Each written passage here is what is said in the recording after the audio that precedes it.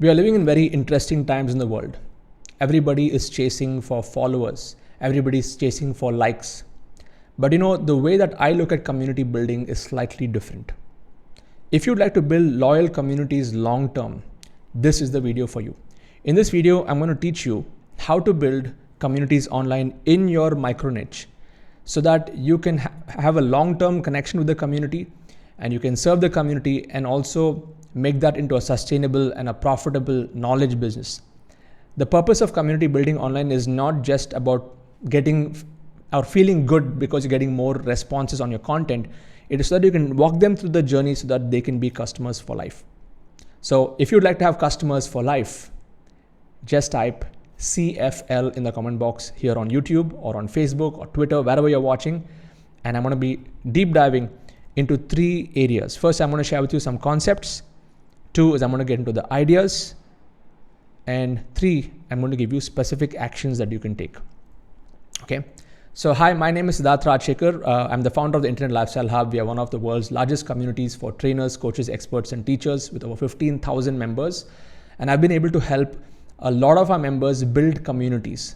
It's not that only I'm building my community, I'm doing it, but I'm also encouraging my students to do it. And some of my students have communities of 1,000, 2,000, 5,000 students in their own community. So what you're going to be learning in the next few minutes is proven, it's tested, and it's going to change the game if you apply this. Okay. But for you to really be successful in community building, you need to understand these concepts. There are 5 concepts. The first concept is this: true influence. It only comes when 3 elements integrate. First is you need to be authentic. People should be able to feel your authenticity. 2 is you need to present your information with a strong logic. And 3 is you need to really care for people, because people don't care about how much you know until they know how much you care for them. That's where true influence is. Nobody would be able to build any communities if these 3 are not aligned and integrated or together. Okay. The second part is you need to have a strong mission and you have to stand for something. If you have a strong mission that is beyond you or bigger than you, the people will get attracted to that vision and they will want to be a part of that bigger vision. So if you're able to articulate your mission more and more in your videos, you'll be able to attract the right kind of audience. For example, my mission is to redefine the education and employment system by creating a new breed of teachers. And that is why I've been able to attract this community of over 15,000 paid members, because they align with that same set of vision and values. And those who do not resonate with that, they don't be in the community. So it's a very essential part of attracting the right people into your community through your mission. The third part is, third core concept is you have to be a solution provider. It is not about just giving information and expecting people to come to you. Your audience needs to perceive that you can solve a problem for them. If you're watching this video on YouTube or Facebook or wherever, you're watching this because you want to build an online community and you're looking for the solution to that problem. Okay. And I'm going to deliver the solution in the forthcoming part of the video. But the idea here is the community building process starts when you take the problem solution approach versus an information giving approach. Okay. Number 4 is integrity. It's a big word, but the way I like to define integrity is you need to be integrated as a person, where your thoughts, words, and actions align. Okay. There are a lot of people, a lot of influencers. They may be talking about a few things, but they're not actually implementing that thing. And at a subconscious level, the audience can perceive that. So it's very important that you, as an influencer, as a leader of your tribe, as a leader of your community, whatever you're teaching your community, you should be living that first. And that's what creates a magnetism to attract the right people in. And finally, the 5th core concept is you need to set a strong code of honor or a set of values that the community aligns with. Because if you don't set the right context in your community, it can go haywire. And you'll have people with unrealistic expectations, misaligned values, who will come and completely spoil the party. Okay. In other words, if you have a few rotten apples in a basket of apples, it is going to spoil the entire thing there. So to maintain a community, you need to have the right rules and values and a code of honor to keep it aligned. And these values will set the tone for the community. Now, I've shared the core concepts, and if you found this super valuable, just type super valuable in the comment box. I know you may be watching this as a recording, but I want you to participate with me as though I'm live right here in front of you. Okay. Please type that right now. Type super valuable. Okay. And if you stay till the end of this video, I have a few gifts for you. I'll tell you what those gifts are. Okay. But you got to stay till the end. Now, let's come to the next part. Once I've shared the concepts, let's get into the ideas. And I have how many ideas on the list? I've got a list of 15 ideas I'm going to give you so that you can build better communities online in your micro niche. The first idea that I have for you is this. If you want to attract the right community members, focus on building long form content on YouTube and podcasts. Like this is a long form content. Right now we are already 5 minutes into this video. Okay, and this is going to go on for a longer time. See, I don't want to just do 1 minute, 2 minute reels and just to grab your attention. I'm not here to entertain you. Okay, I'm here to educate you on something. So if you want to build loyal communities, you have to plan your content strategy in such a way that you're going to be spending longer time with them. Even if you have lesser views, that's okay. But the quality of the views matter more than the quantity of the views. Okay. All of you just type QOQ in the comment box, in the chat box. Quality over quantity. Okay. Type QOQ. The second thing is, when you are building long form content, start channelizing them into a group.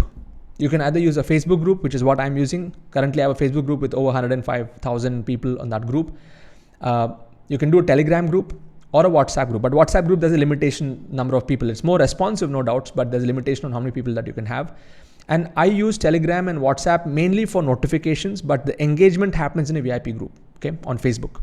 So when you're able to connect a long form into a VIP group, and this can be anybody, okay, like people who resonate with your content, they come into that group and you can continue to nurture them over there. The third idea is even long form text. Like if you look at LinkedIn is a brilliant platform where if you're going to be making posts of 200, 300 words consistently every day on LinkedIn, sharing your views and sharing your messages on LinkedIn, that's going to help you increase the reach and attract. So for me, Facebook is a good strategy to get people into the group. LinkedIn is a good strategy for me to outreach and reach out to a lot of people through textual content. Okay. And when you're doing the textual content, do not share any links. Okay. Then if you share links, LinkedIn will reduce the reach. Okay. Number 4 is, if you want to attract the right communities, you can also use lead magnets like PDFs. You can give away free videos or free mini courses to really nurture your audience a little bit more before they become your paid community member. And whatever I'm sharing over here till this point are all free community. I'm talking about the free members who are still not paid members of your paid community. Number 5 is, then we get into the paid community. Now let's say, like in my case, I have a Facebook group that has over 100,000 people, and I have a dedicated group only for my paid members with over 14,000 paid members right now. And I'm using a platform called Mighty Networks. Okay. So I want you to think about community building process into 2 stages. The first stage is for everybody who have not transacted with you, where you're nurturing them. And the second stage is for those who have become your paid customer. You need to give them a separate environment for, to nurture them. And in my case, I'm using a platform called Mighty Networks. There are many other tools that do similar things.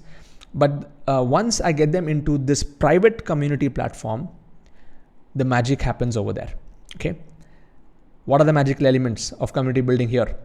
One is we have meetups, online meetups for all the paid members. So we have a calendar of events, and let me see if I can quickly pull up and show you how that actually looks. So if you can see my screen, I'm just going to jump into my, let's see if I can, yes. I'm just going to zoom out. This is an example of my paid community network. And you can see here we have different topics. This is like Facebook, but it is not Facebook. People can ask any questions. They can find accountability partners. They can get the support forum questions. We have different events that are happening in our community, calendar of events.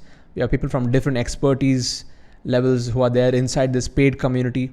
And we have all kinds of people, artists, astrologers, Ayurveda specialists, beauty therapists, biology teachers, and like people from all different walks of life.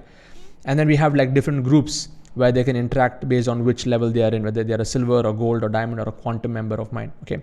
So in other words, if you see the way that community building happens is once you have a paid member platform of your own, you can start to do other meetups that can really add more value to them. Number 7 is I do inner circle masterminds, and which is what you can do. If somebody is your paid customer, every week you can connect with them once, you can answer questions, again, set the code of honor and keep clarifying their journey and give them clarity so they can go faster on their journey as a weekly call. The 8th idea is you can do challenges or hackathons, a 30-day challenge, a 90-day challenge, or even a 10-day challenge. In my case, I do a 90-day challenge called the hackathon, where in 90 days they got to set up and launch all of their systems. And this is a part of my community building process that makes it so much more fun. And when they finish it, they get gamification rewards. So I give them different rewards and recognition based on what activities and what actions they take and what results they get. And then one more thing that you can do is you can empower facilitators and leaders. So as I started to grow my community with so many number of members, my top students who have got the results, who are implementing my process, who are committed to the learning, who are regular in the whole system, I give them an opportunity to serve fellow members. And they're doing it just on their own. I'm not paying them anything for this. They're doing it as a way by which they can give back to the community and back to the tribe. And because the code of honor has been set so strong, it makes it so much more easier for them to deliver that impact for the community, and for me as the community leader to be completely out of the equation when it comes to the facilitation process. So what I mean by that is a lot of meetups happen on its own. We have a community manager who's doing that, who's facilitating that with other facilitators. And I don't really have to put my head into that. I know that the community is getting nurtured because I've empowered a second line team of leaders. Now, if this idea is a powerful idea, just type powerful in the chat box. Not many people go deep into community building like the way that I'm sharing with you here. It's mostly surface level stuff that you would see out there. You go and watch any other YouTube video, you'll see. They give you like simple stuff. But this is what I'm living and breathing on a daily basis, and it is working like magic. Okay. The 11th point is you can also break your community into study groups, focus groups. Like how in school we have different houses. In my community, we have 4 different houses in our diamond membership level. Okay.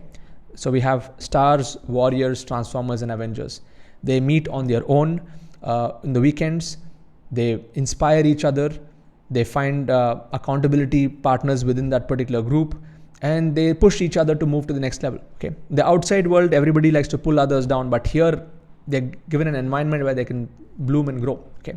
So this is another beautiful way to activate your community with peer focus groups.